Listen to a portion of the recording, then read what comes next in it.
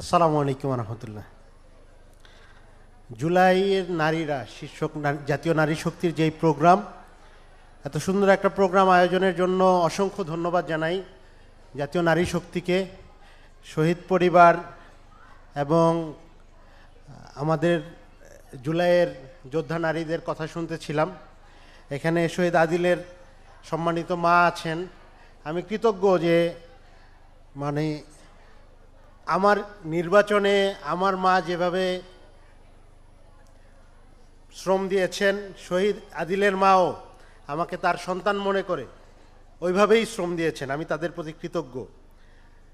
সেই সাথে আমি বলবো যে আমাদের মধ্যে একটা প্রবণতা আছে, আন্দোলনের সময়, সংগ্রামের সময় আমরা নারীদের সামনে রাখি, আন্দোলনের পরে আর কোনো খোঁজ থাকে না। এই ধরনের একটা প্রবণতা আমাদের মধ্যে আছে এবং এটা বারবার হয়। বাংলাদেশের রাজনৈতিক সিচুয়েশনে আমরা দেখি, যে কোনো মিছিলে, যে কোনো মিটিংয়ে, যে কোনো গণ অভ্যুত্থানে, যে কোনো জায়গায় নারীদের একটা হিউজ পার্টিসিপেশন থাকে, কিন্তু এরপরে যখন ক্ষমতার চর্চা বা রাজনীতির চর্চা, সেইখানে তাদের আসলেই স্পেসটা দেওয়া হয় না। এই প্রবণতাটা অবশ্যই পরিত্যাগ করতে হবে আমাদের এই জন্য, কারণ আমরা দেখেছি যে জুলাই গণ অভ্যুত্থানে পুরুষের সংখ্যা যা, আমার মনে হয়েছে কোনো কোনো জায়গায় নারীর সংখ্যা তার চেয়ে বেশি ছিল।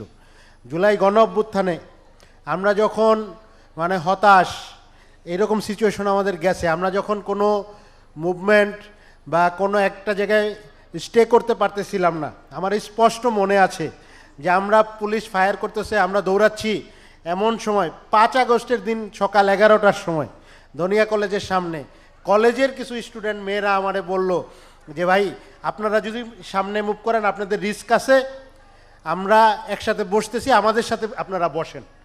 এই সেফটি দেওয়ার তারা আমাদের জন্য চেষ্টা করলেন। এবং দুঃখজনক হলেও সত্য, ফ্যাসিস্ট সরকার এতটা নরপিচাস ছিল যে তারা প্রথম সাইবার শট এবং গুলিটা ওইখানে করছে। তো এই ধরনের ঘটনা তো আমরা দেখেছি আমাদের নারায়ণগঞ্জে। আমরা দেখেছি যে স্নাইপারের গুলিতে জানালা ভেদ করে একজন নারী শহীদ হয়েছেন, যার 2.5 মাসের সন্তান ছিল।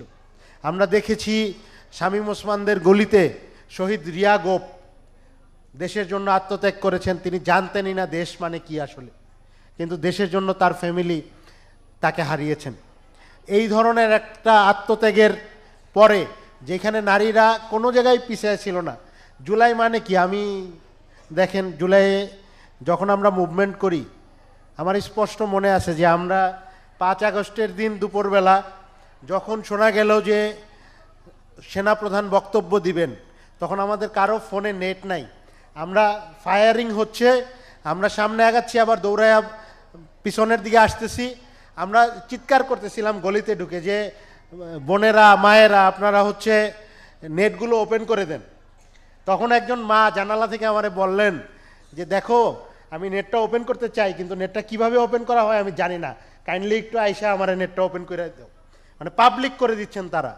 এবং যখনই কোনো দুর্ঘটনা ঘটতেছে, মায়েরা উপর থেকে পানি ফেলতেছেন, ফল ফেলতেছেন, খাবার ফেলতেছেন, এবং শুধু তো ওই অ্যাসিস্ট না, রাজপথে নেমে আসতেছেন।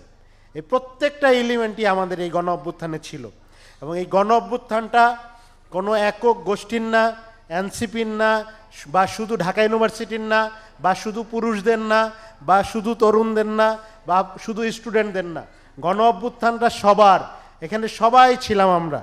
গণ অভ্যুত্থানের পরে হয়তোবা এটা আমাদের ব্যর্থতা যে আমরা এই সমন্বয়টা করতে পারি নাই, কিন্তু গণ অভ্যুত্থানে আমাদের সবার পার্টিসিপেশন ছিল বলেই গণ অভ্যুত্থানটা সফল হয়েছে। তো এই জন্য আমরা মনে করি আমাদের দেশ যদি, যেহেতু দেশের ফ্যাসিস্ট কাঠামো ভাঙার ক্ষেত্রে নারীরা সবচেয়ে সামনের সারিতে অবস্থান নিয়েছিল, আমার মনে হয় সুন্দর বাংলাদেশ গড়ার ক্ষেত্রেও নারীরা সামনের সারিতে থাকলে বাংলাদেশটা সুন্দরভাবে গঠন হবে। এবং আমরা দেখেছি বাংলাদেশের যেই সকল ডেভেলপমেন্ট আমরা চিন্তা করি, যেমন মনে করেন বাংলাদেশে সবচেয়ে বেশি রেমিটেন্স আয়ের খাত কোনটা? সবচেয়ে বেশি আমাদের রাজস্ব আয়ের খাত হচ্ছে গার্মেন্টস সেক্টর। নারীদের পার্টিসিপেশন এই পুরো সেক্টরটাকে বুস্ট আপ করেছে। শুধু এইটা না, বাংলাদেশের যে কোনো সেক্টরে আপনারা দেখবেন নারী পুরুষ এখন কর্মক্ষেত্রে কেউ নারী কেউ পুরুষ এর চেয়ে বের হয়ে যোগ্যতা দিয়ে মানুষকে বিচার করা হচ্ছে, এবং আমরা চাই জিনিসটা আরও বৃদ্ধি পাক। আমার বোন নুসরাত তাবাসসুম দুঃখ প্রকাশ করছে, আমি এটাতে দ্বিমত করব না যে আসলে বাংলাদেশের পরিস্থিতিতে এখনও নারীদের জন্য যে অবস্ট্রাগল এটা বন্ধ হয় নাই।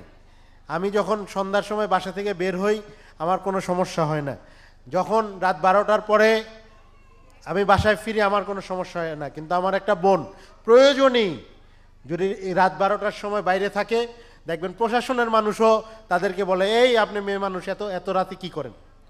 তো এই যে সিচুয়েশন নিরাপত্তার ক্ষেত্রে, তো এখানে নারী পুরুষের কোনো ইস্যু নাই, প্রত্যেকটা নাগরিকের নিরাপত্তা দরকার, প্রত্যেকটা নাগরিকের স্পেস দরকার, প্রত্যেকটা নাগরিককে আমাদের অ্যাকনলেজ করা দরকার।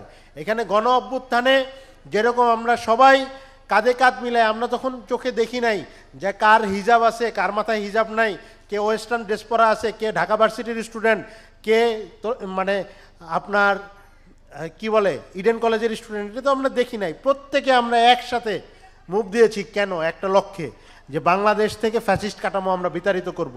ঠিক সেম বাংলাদেশে একটা সুন্দর বাংলাদেশ আমরা সবাই মিলে গড়ে তুলব, এই যাত্রাটাও আমাদের একই সাথে দেওয়া উচিত, কাঁধে কাঁধ মিলিয়ে দেওয়া উচিত। আমরা প্রত্যেকে নাগরিক যেই ধারণা জাতীয় নাগরিক পার্টি মনে করে প্রত্যেক মানুষ বিবেচনা আমরা করব, কে পুরুষ কে নারী, কে হিন্দু কে মুসলমান, কে মানে কোন পেশা কে কোন গোত্র, এটা দিয়ে নয়, প্রত্যেককে বাংলাদেশের একজন নাগরিক হিসেবে আমরা বিবেচনা করে আমরা নাগরিকের মর্যাদা সমুন্নত করার রাজনীতিটা করে যাব, এটা আমাদের লক্ষ্য। এই লক্ষ্যে সবাই আমাদের সাথে থাকবেন ইনশাআল্লাহ, এই আশাবাদ ব্যক্ত করে। এবং আমাদের সমাজে যেই নারীরা যে কোনো সমাজের বিপদের মুহূর্তে, যেমন মনে করেন খুবই স্বাভাবিক আমাদের নিজেদের লাইফেও এটা হয়, আমরা যখন খুব বেশি বিপদে পড়ি আমি আমার বড় বোনের কাছে যাই, খুব বেশি বিপদে পড়ি আমি আমার নানির কাছে যাই, খালার কাছে যাই, এটা কিন্তু হয় আমাদের প্রত্যেকের ফ্যামিলিতে আছে। আবার বিপদ যখন উদ্ধার হয়ে যায় তখন আমরা আর এগুলো মনে থাকে না। তো এটা তো আমাদের জীবনে এটা হয়, আমাদের এখান থেকে বের হইতে হবে। আমাদের ভিতর থেকে এই পরিবর্তনটা যদি আমরা না করি তাহলে শুধুমাত্র একজন ব্যক্তি পরিবর্তন, হাসিনা পরিবর্তন হয়ে আরেকজন আসলাম, তাইলে পরিবর্তনটা হবে না। আমাদের প্রত্যেকের চিন্তা চেতনা কাজের জায়গায় এই পরিবর্তনটা আসতে হবে, যে আমাদের সোসাইটির প্রয়োজনে প্রত্যেকের যে অংশগ্রহণ, সেই অংশগ্রহণের আলোকে তার মর্যাদাটা নিশ্চিত করতে হবে। কে নারী কে পুরুষ কে মানে কোন সেক্টরের মানুষ, এইটা দিয়ে আমরা বিবেচনা করব না। তো আমি আবারও জাতীয় নারী শক্তিকে অসংখ্য ধন্যবাদ জানাই এত সুন্দর একটা আয়োজন করার জন্য, এবং আমাদের জুলাইয়ের যারা নারী প্রত্যেকের প্রতি আমাদের তো স্যালুট। এই জন্য স্যালুট যে আমরা দেখেছি যখন আমাদের আশা ভরসা কমতে শুরু করেছিল তখন নারীরা একটা এমন ড্রাইভ দিয়েছে যেটা বুস্ট আপ করেছে আমাদের একদম লোকালিটি পর্যন্ত। আপনারা যদি প্রত্যেক জেলায় উপজেলায়ও দেখবেন, ইভেন মনে করেন জুলাই, আপনি চিন্তা করেন দেখবেন ঠাকুরগাঁওয়ের একটা মেয়ে সে স্লোগান দিচ্ছে কে এসেছে কে এসেছে, পুলিশ এসেছে পুলিশ এসেছে, মনে নাই? এটা বুস্ট আপ করতেছে কাদের? সারা বাংলাদেশের সবাইকে। তো এই মুভমেন্ট, এটা আমি বারবার বলি, এটা কোনো একক দলের না। আমার জুলাই গণ অভ্যুত্থান যদি আমি বলি, আমার যেমন নুসরাত তাবাসসুমকে লাগবে, আমার তেমন মানসুরাকে লাগবে, আমার তেমন উমামা ফাতেমাকে লাগবে, আমার তেমন যেই বোনটা আমার এখানে কথা বলে গেলেন ইডেন কলেজের বোনটা, যার ছবি দেখে আমরা মূলত ফিল করেছি যে এই ধরনের নির্যাতন চলতে পারে না, প্রত্যেককে লাগবে। আমাদের দেশ গঠনে প্রত্যেকের নাম জানা নাম না জানা প্রত্যেককে আমাদের লাগবে। আমরা যদি এইটা এনশিওর না করতে পারি তাহলে আমাদের মুখের কথায় আমরা কথাই বলে যাব, যেই কথা বারবার বছরের পর বছর বাংলাদেশে বলে যাওয়া হয়েছে। নানান সময় বাংলাদেশের মানুষ গণ অভ্যুত্থান করেছে, গণ আন্দোলন করেছে, স্যাক্রিফাইস করেছে, মহান মুক্তিযুদ্ধে স্যাক্রিফাইস করেছে, 90-এর গণ অভ্যুত্থানে স্যাক্রিফাইস করেছে, 24-এ স্যাক্রিফাইস করেছে, এর আগেও গণতান্ত্রিক মুভমেন্ট